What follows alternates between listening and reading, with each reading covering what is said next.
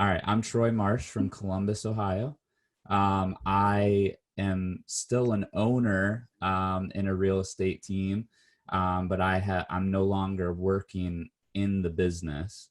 Um, the last year that I was running the team, we did 33 million in production, and now I've partnered with another large team, and our goal this year is 70 million. So that's where I'm at. So, anyways, you guys all dressed up, and I was gonna go put a jacket on and do all this stuff, but then I just decided I was gonna be real. So I saw this meme today, and I thought it was awesome. Let's see it. Hold on. Oh, I can't see it very well, but it Oh, says on day one of Zoom meetings, you're I see like it. dressed like the president, and Oh, I then love on day 14, you have a hoodie on. So I'm gonna be real here today, right? Craig Rochelle always says people follow a leader who's always real, not necessarily always right. So love it. Yes. that's my idea today. Um, awesome. So I obviously got tasked today to talk about lead conversion. And I think what I wanted to start off with, because I heard Linda say, or I heard Eric say, I'm going to be the downer of the group. And then I heard Linda say, we need to be really positive. And I think both of them are very, very correct in that, the scariest thing and the most fearful thing that I think a lot of us are feeling is fear of the unknown. And I Right. think that's what scares a lot of us the most. And so one of the things that John Maxwell talked about in his webinar series this week was the difference between optimism and hope. And so optimism says that you have a belief that things will get better and you're actually not doing anything about it though. And hope is that you're going to go and make things get better. And so when I thought about, lead generation and then lead conversion during a shifting market, and especially one like this that shifted pretty much overnight for a lot of us. I know in the Columbus market, we are still buying and selling homes because we are listed as an essential part of the economy. However, definitely things have slowed down, and I think showings are down as much as 40%. And so there's definitely less happening. And I think we all have an option, right? We can sit at home and watch the news, or we can take action. And so Sarah shared with us, obviously, a lot of great ideas about lead generating.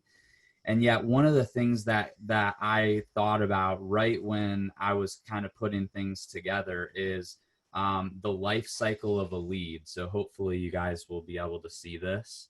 Um, I don't know if you can read my writing, It's but a little hard basically to read, there's but if you say it, it should be okay. okay, cool. I wasn't sure if you guys would be able to. But anyways, so there's basically three stages to the life cycle of a lead. There's the lead generation piece, which when we talk about getting leads is probably the part that gets talked about most. And that's why we spend so much time talking about Zillow and open houses and different things like that, which is all very, very important. And yet the one thing that popped out at me, like that Sarah said, is that she sent out all those letters, took the time to generate those leads, and yet how many agents, when they got 8 phone calls, would be so focused on finding their buyer a place that they wouldn't actually follow up with those 8 people, because actually those 8 people have raised their hand and said, if the right person comes along who's willing to pay the right price, I'm willing to sell my house. Yep. And so when you talk about lead conversion, I think it's super important to pay attention to that. And I loved what was mentioned in the Shift book on this topic. And it says that lead conversion is actually a collapsed process disguised as an event. Yep. And so if you could see my drawing there, what you would see is that the lead generation is just a really small part of taking somebody that is a lead, quote unquote, and turning them into a closing, which is the way that everybody gets paid. So even if you're on this webinar and you're not a real estate agent, it still works the same way, right? You meet somebody or talk to somebody, and then you provide a service of some kind. And then eventually at the very end, in most cases, you're getting paid. And so So really what we want to focus on as agents or people who generate leads, often not face-to-face, although that's obviously an option. Right now, it's not an option.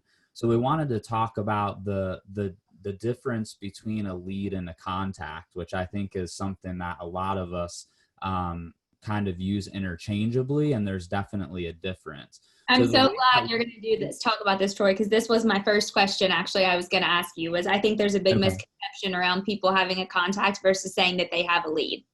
Mm-hmm. So what we describe a lead as is somebody that we've had a one-way conversation with, meaning we've sent them a message, we've left them a message, we've texted them, and yet they haven't responded back. Once you create that two-way conversation, that's when you actually have a contact.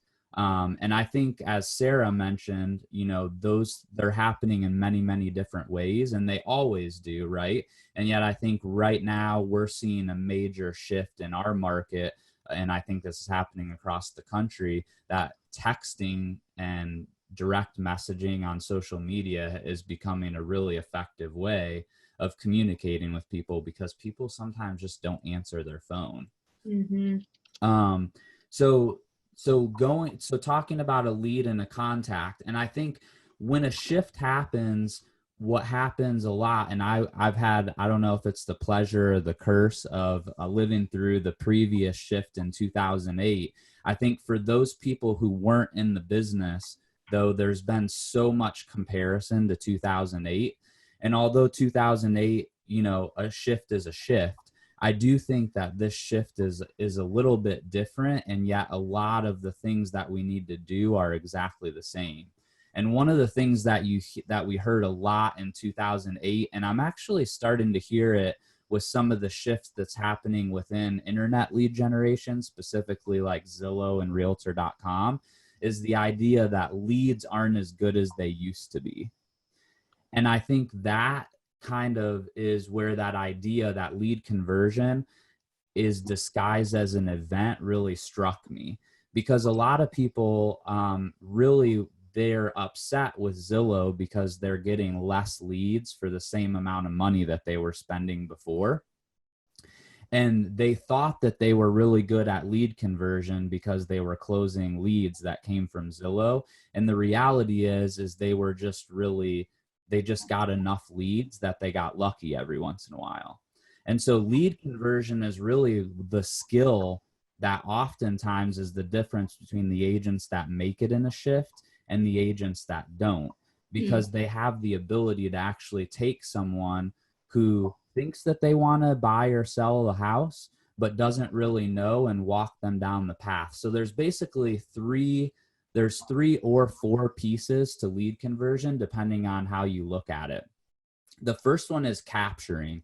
So that's what we say when we talk about the lead versus the contact. So when you just have a lead, you don't necessarily have all the information that you need to be able to stay in touch with them and turn them into a contact. Sometimes you do, right? If the number's right or the email is correct, but oftentimes you don't. So once you do get a hold of them, though, you've got to get the right information. So one of the scripts that I always like to use, or ideas of lead conversion, is, a lot of times, especially with internet leads, people will put down just their spam email box, right? The one that they never check. And so ask a question once you talk to them, something like, what's the best email to send it to? Now, a lot of agents don't ask that. They just assume that the one that they gave them is the right one. And what you'll find is that people don't respond. So getting as much of that good information as you can. One of my other favorite things, if you do meet somebody in person, which right now you're not probably, is though to not carry business cards. I quit carrying business cards a long time ago. And the reason is because if I meet somebody in person and I just give them my business card, I don't know about you guys, but I usually clean my glove box out in my car about once every 3 or 4 months. And I throw away no less than 15 or 20 business cards and never look at them again. So right now, I used to just get their phone number or their email. And now I usually just send them a text right there when I'm standing in front of them. So the first step is capturing. And then the next step is going to be connecting. Um, and the connecting portion is the part that I think often gets collapsed down into one step. And yet sometimes it's a lot more than one step. And when it becomes more than one step, it becomes what we call cultivating. And I think right now, that's kind of where we're at, because you do have to be sensitive to the environment we're in. I actually had another agent text me last night, what I would consider to be like a blanket mass text that looked to be individual, but it was very obvious that it wasn't. And the reason it was obvious was because she didn't know this person. That was basically saying like, hey, I'm just checking in on all the people that I know to make sure that we do something to take care of you. And it was really, really generic. And it was honestly probably taken worse than if they would have just texted and asked for business. That's such a great thing to share. Because it's so disingenuous. Right. They know what you're getting at. So one of the things that I wanted to give to you guys today was a text message. Ashley, my wife, is still selling, and I'm going to put it in the chat here. But this is a text message, and hopefully she's going to have to be okay with me sharing it. But this is a text message that she's been sending out to our database that is really funny, and it's part of a longer script that I actually R&D'd from another agent in one of the groups that I was in. It might have even been the Shift group. But it's basically a text message from a really long script. And the funny thing about it is the toilet paper comment at the end is what really takes the edge off of the whole thing. Mm. So, and it's something that just is what we call a pattern interrupt. And it just makes them like realize that, hey, we are just reaching out. And she does do these individual. And I always like to, maybe throw something personal at the front of that you know about that person, but just to be staying in touch with them. Because I do believe, at least for the Columbus market, that unless, and to Eric's point, none of us know what's going to happen in the future. So we have to prepare for the worst. And yet, if everything continues the way it has these first couple weeks of the quarantine, my belief is that when they lift the quarantine, that there's going to be a mad rush of listings hitting the market. And what we know from the National Association of Realtors studies year after year after year is 2/3 of buyers and sellers only interview one agent. And I believe that in this time, it's going to be even higher than that. And the reason is because just like we talked about, there's people that are optimistic and waiting for somebody to drop something in their lap. And then there's people who are hopeful, who are going out and actually doing something about it. And if you're one of these agents that's going out and reaching out to your database of people that already know, like, and trust you, and then also going back into your leads, because leads is not the problem that we have in real estate today. It's lead conversion and lead follow-up.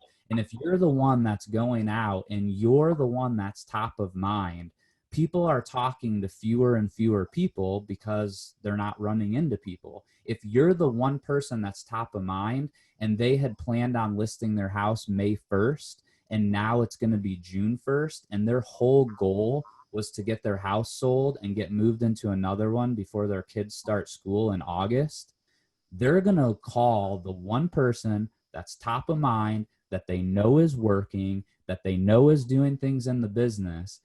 And if that's not you, just be prepared to see some of your past clients listing with other people that did. Yeah. Okay. Hold on one sec, Troy, because we got a lot of comments. Okay, so the first one is, a couple people didn't see the script, so I'm going to read it out loud for everybody. It just says, "Hey Troy, it's Ashley Marsh. Hope you all are staying sane with all this. Smiley face. Just checking in to see how you are doing. We just wanted to see if there's anything we can help you with. Groceries, errands, TP, etc. Ashley." So I reposted that, and I love that you said a pattern interrupt. I think that's awesome.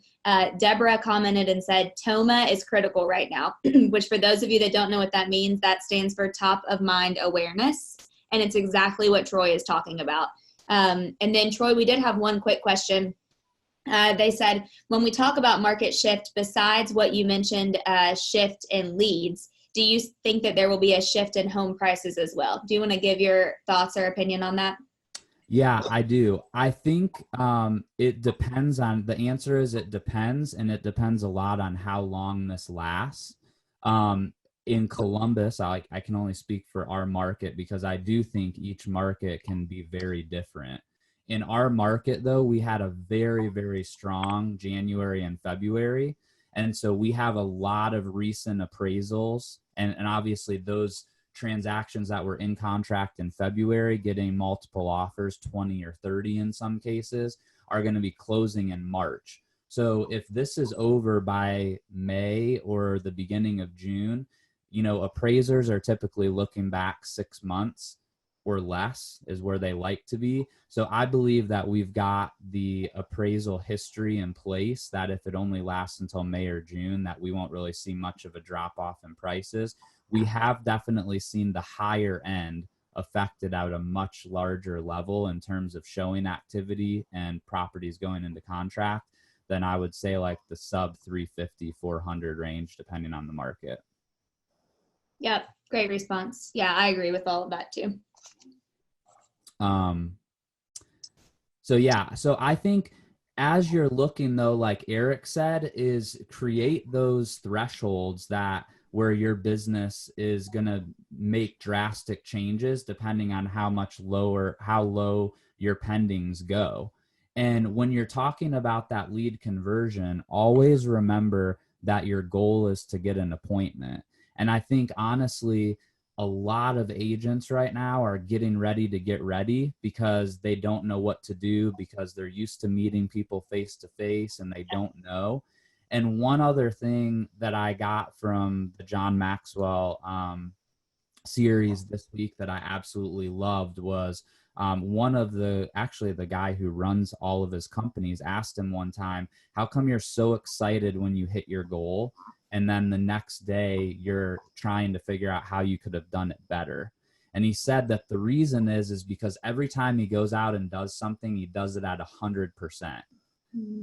And he's glad when he hits his goal.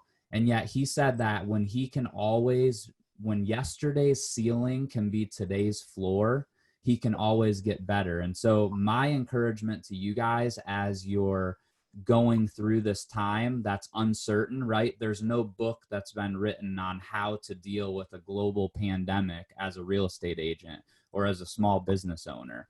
And yet if what you do today you build on tomorrow, I think you can always be better. And I promise you, if every day you do that at the end of this, you'll be standing on top when a lot of people, that maybe you thought would be standing there with you won't. And I'll close with this because I did live through the shift of 2008 and 2012. And I didn't really think about it until recently when I was just reflecting on what it was like to be in the business then, because I was young and I didn't sell a house to somebody I knew until I had been in the business for 3.5 years. I always joke I was 22. I got my license 4 days after I turned 22. And I always joke that my friends were more worried about where they were drinking that night than where they were sleeping. And so they weren't buying houses. And I reflected on what I felt. And I remember people just disappearing. Like there were agents that I had massive respect for that all of a sudden one day like moved out of their office. And I was like, where'd they go? And they were like, oh, I got another job, or I got out of the business. So for those of you that didn't live through that, pay attention to lead conversion and pay attention to every lead that you get and treat it the way that it deserves to be treated. And if you do that, you'll be in great shape when all of this is over. Troy, that's awesome advice. Thank you for sharing that. And I know that unfortunately we're at the end of our time. However, if you could take like 1 to 2 minutes and talk about your team and what Ashley's doing with the virtual open houses, could you hit on that? Only because I promised it to everybody and we have people asking. Yep. Yeah. To be honest with you, if you, we can have Blair send it out with the notes. But we did a mastermind, and it wasn't just our team. Lauren Wyatt from our office also did it last week and did a great job. And basically, we were just doing Facebook Live. So this weekend, they're going to try either doing a Zoom or actually doing a pre-recorded video and then doing a watch party. Because one of the biggest challenges with doing just having only one agent there and doing a Facebook Live is that if you're not somebody who's done Facebook Live consistently, you have the whole technology thing that you're dealing with. And then you're trying to answer questions and shoot a video of the house. And there's just a lot of variables at play. So the two things that we're trying this weekend are shooting the video ahead of time, having one person holding the camera and then one person talking to the camera so that you can show things like how wide are the hallways, like give the video perspective by a person being in it. And then the second thing was to be available to answer questions from people as the video goes on. Yep, that's awesome. Julie just said they're doing a pre-recorded on Saturday and a watch party on Sunday. Yeah. And that's what I'm hearing from several people also. So I think that's a great idea. Yeah, we can also share that, promoting it prior. What are you guys doing to promote it prior? Just yeah, so we did a Facebook event and then did an ad around that event. Oh, okay, great. Yep. And then Lauren Wyatt, though, they didn't do any paid ads. So they just reached out to their sphere and past clients. And I thought it was a really good script. They said, hey, we are able to still buy and sell in this market. And one of the things that we're doing is making sure that we're keeping our clients and future clients safe. And so we're trying out brand new things that we've never done before, and we'd love to get your participation. We're doing this virtual open house on Saturday, and that worked really well. And they picked up a client, and then one of the agents on our team that did the open house picked up a client that they didn't know from doing it this weekend. So it's working from a lead conversion perspective. Okay, couple more questions. Did you get it in other Facebook groups? Any like local Facebook groups? I'm thinking maybe Kelly means. Get it, post it? Yeah, post it. Yep, she just said I did not post it in any local Facebook groups. However, I would be happy to share it wherever. I guess I'm afraid to do this, but I guess if you want to email me. Well, we're going to send it out. You're going to send it out? Okay. If you send it to us, we'll send it to everybody who registered, because I've also had people ask for your graphic of the lead cycle, okay. The cycle of the lead graphic, and then the 4 steps of the lead conversion piece. So I'll get all that and we can send it out. And then let's see, a couple quick.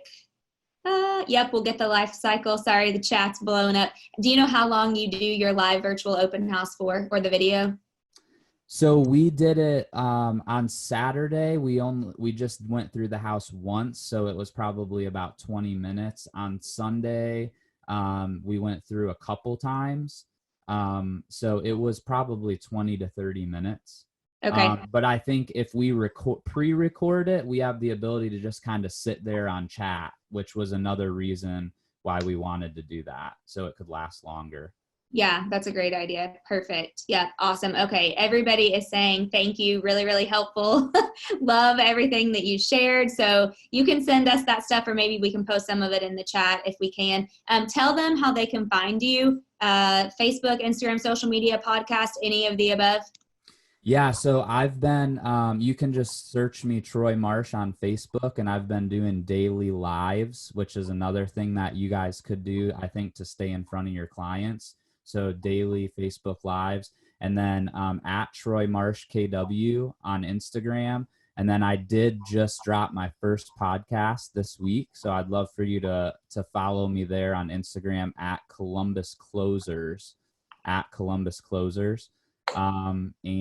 yeah, you can check me out there. Awesome. Okay, guys, thank you so much, Troy.